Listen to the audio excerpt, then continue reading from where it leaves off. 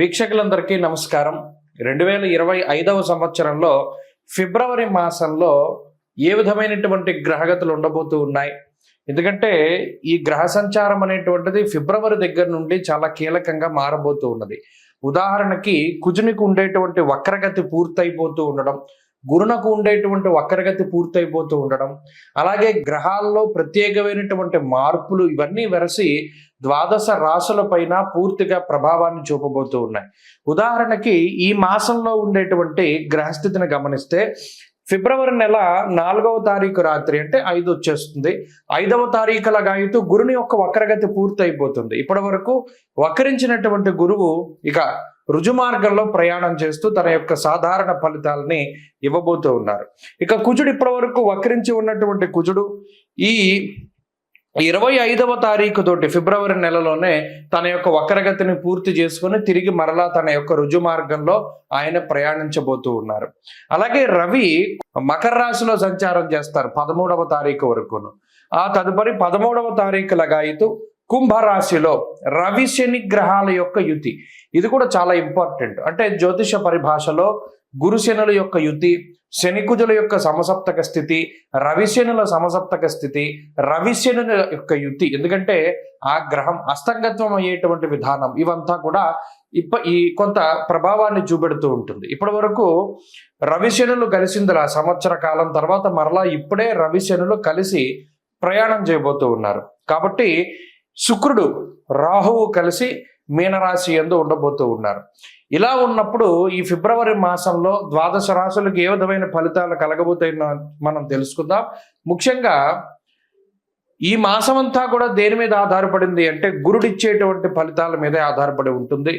తప్పితే రవిశనుల యొక్క యుతి జరిగినప్పుడు అనగా 13వ తారీఖు దాటిన తర్వాత కూడా ఎక్కువ విషయాలు ప్రభావితం అవుతూ ఉంటాయి.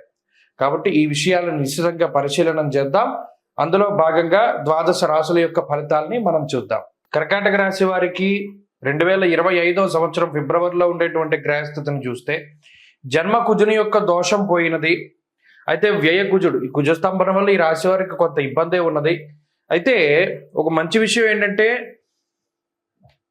గురుడు లాభస్థానంలో ఉన్నప్పటికీ వక్రించడం వల్ల ఏదైతే ఇబ్బందికరమైనటువంటి ఫలితాలు వచ్చాయో ఇప్పుడు ఆ ఫలితాలన్నీ కూడా మారతాయి. లాభగురుని యొక్క శుభ ఫలితాలు ఈ రాశి వారికి ఈ నెల నుండి రావడం అనేటువంటిది ప్రారంభిస్తుంది. కాబట్టి ఇది చాలా గొప్ప పరిణామం. అలాగే ప్రత్యేకించి రవి శని బుధులు ప్రతికూలమే, సప్తమాష్టమ స్థానాల్లో గ్రహాలు, అది చాలా ఇబ్బంది. అలాగే శుక్రుడు రాహు వల్ల కూడా పెద్ద ప్రయోజనం ఏం లేదు. అంటే ప్రధానంగా చూస్తే గురుబలం మీద మాత్రమే ఆధారపడి ముందుకు వెళ్ళవలసినటువంటి పరిస్థితి. అంటే మిగతా గ్రహాలు ఏవి కూడా అనుకూలమైనటువంటి స్థానాల్లో లేవు. నిజానికి చెప్పాలి అంటే ఈ గురుడు ఒక్కరు 35% ఫలితాలని ఇవ్వగలిగేటువంటి ఆ పవర్ ఉన్నటువంటి ఆయన. ఈ 35 అనే కాదు, ఆయన సమయానుకూలంగా 50%, 100% కూడా ఫలితాన్ని ఇస్తారు శుభంగా. ఎందుకు అంటే ఒక గురుబలం ఉంటే చాలు, దైవానుగ్రహం వల్ల అనేక రకాలైనటువంటి స్థితిగతుల నుండి బయటపడుతూ ఉంటారు. అందులోనూ లాభస్థానంలో గురుడు యశో వృద్ధిర్ బలం తేజ సర్వత్ర విజయ సుఖం.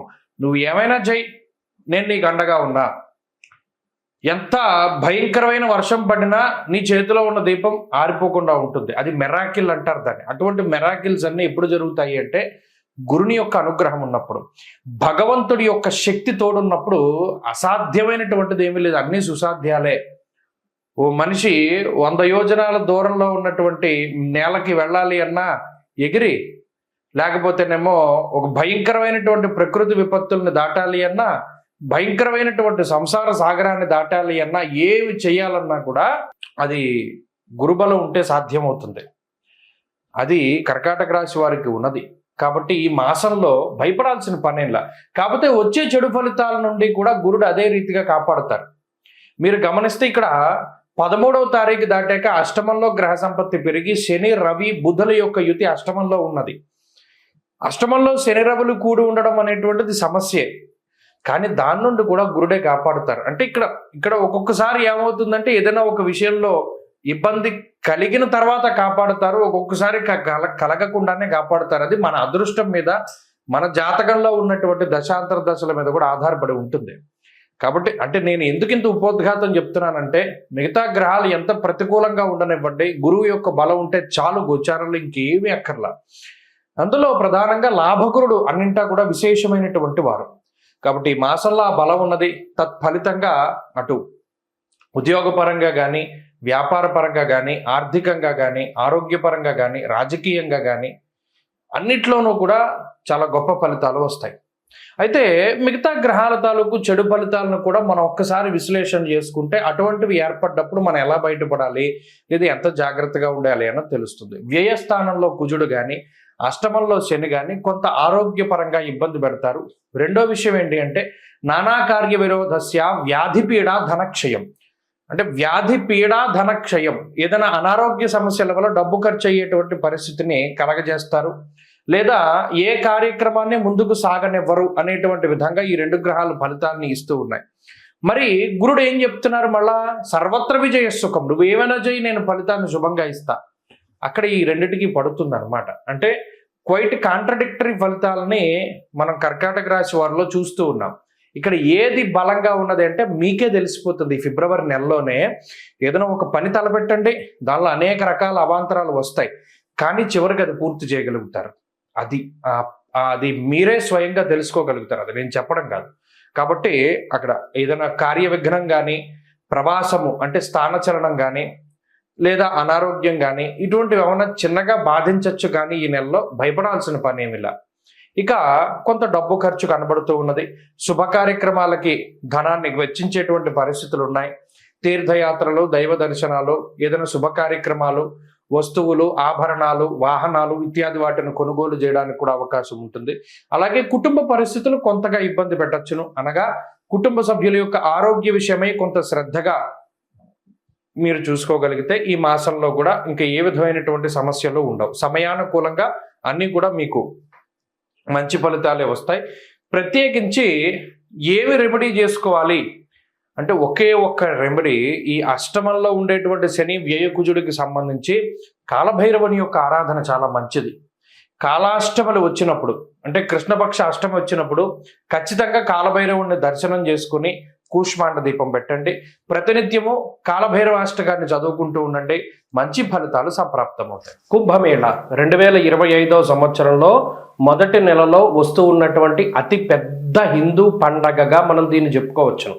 కానీ చాలామంది మనలో అంటే కుంభమేళ అనగానే మనకి నాగసాధువులు కనబడతారు, అలాగే ప్రయాగరాజ్లో జరుగుతూ ఉన్నది, భారీ సెట్టింగులు కనబడుతూ ఉన్నాయి. నిజానికి కొన్ని కోట్ల మంది, 40 కోట్ల మందికి పైగా ఈ కుంభమేళాలో పాల్గొంటారు అని చెప్పి అధికారికంగా వినిపిస్తూ ఉన్నటువంటి మాటలు. అయితే ఇంత పెద్ద ఉత్సవానికి చాలామందికి రీజన్ తెలియదు. అంటే చాలామంది మనలో కుంభమేళానికి వెళ్తున్నాం, మేము స్నానం చేద్దాం అనుకుంటున్నాము, ప్రయాగలో స్నానం చేస్తాము, దాని తర్వాత గయ వెళతాము, దాని తర్వాత కాశీ వెళ్తాము, ఇవన్నీ చెప్తారు. నిజానికి అసలు మనం చేస్తూ ఉన్నటువంటి దానికి పారమార్థికం ఏమిటి అంటే, కుంభమేళ అంటే ఏమిటి, మనం అక్కడికి ఎందుకు వెళ్ళాలి, దానిలో ఎందుకు స్నానం చేయాలి. ముఖ్యంగా పేరు చూస్తే కుంభమేళ, ఇది హిందూ పదం. కుంభ అంటే మనం రాసుల్లో కూడా కుంభరాశి మనకి కనబడుతూ ఉంటుంది. ఒక పురుషుడు ఒక కుండని పట్టుకుని నుంచుని ఉంటాడు, అది కుంభరాశిగా ప్రతీతి. అలాగే మేళ అంటే కలయిక. నిజానికి కుంభమేళ అనే పేరు ఎక్కడి నుండి వచ్చిందంటే, కుండలో ఉన్నటువంటి తేనె, అంటే దీన్ని ముఖ్యంగా అమృతం కింద చెప్తారు. దేవతలు, రాక్షసులు 12 సంవత్సరాల పాటు మందర పర్వతాన్ని ఆధారంగా చేసుకుని పరమేశ్వరుడైనటువంటి మహానుభావుడు శ్రీ మహావిష్ణువు ఆయన కూర్మావతారంలో కింద పర్వతం కింద ఉండగా వీళ్ళు కవ్వం కింద చేసుకుని ఈ దేవతలు, రాక్షసులందరూ కూడా అమృతం కోసం ఈ పర్వతాన్ని జిలుకుతారు. అదంతా కూడా మనకి తెలిసినటువంటి విషయమే.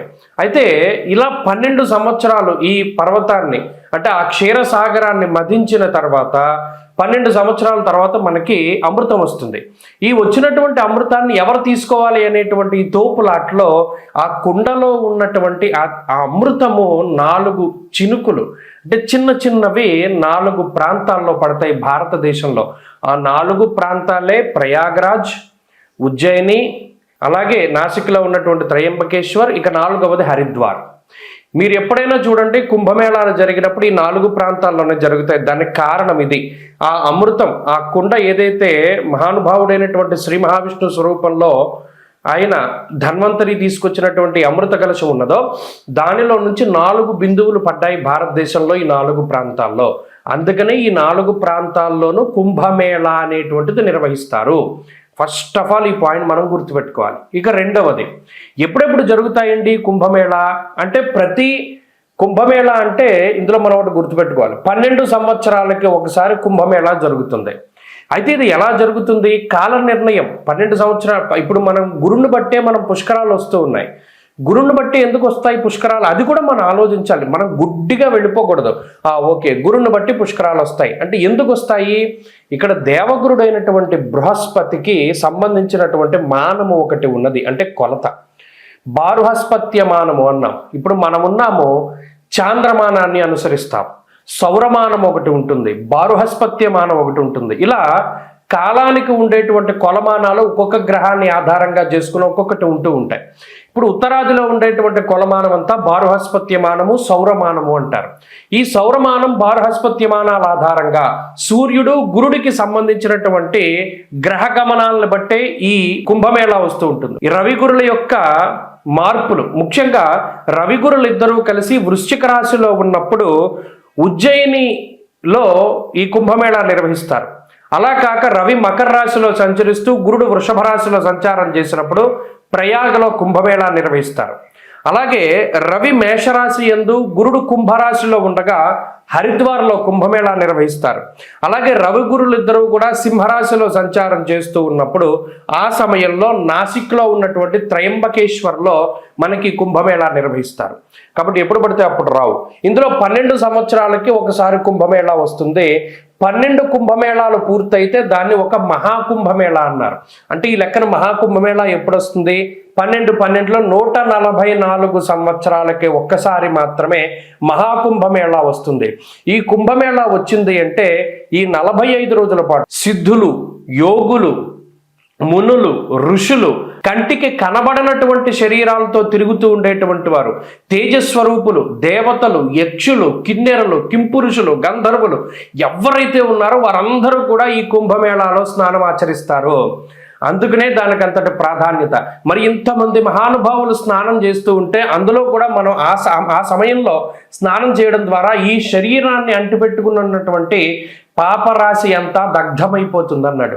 ఇంకా అంతకు మించి మానవ జన్మకి కావాల్సింది ఏముంది? ఆ స్నానం ద్వారా కుంభమేళాలో ఈ శరీరాన్ని భగవంతుడిచ్చినందుకు, ఈ శరీరంతోనే కాకుండా గత జన్మల్లో చేసినటువంటి సంచిత ఆగామి ప్రారబ్ధ కర్మలన్నింటినీ కూడా పోగొట్టుకోవడానికి ఇదొక అద్భుతమైనటువంటి అవకాశం. స్వస్తి.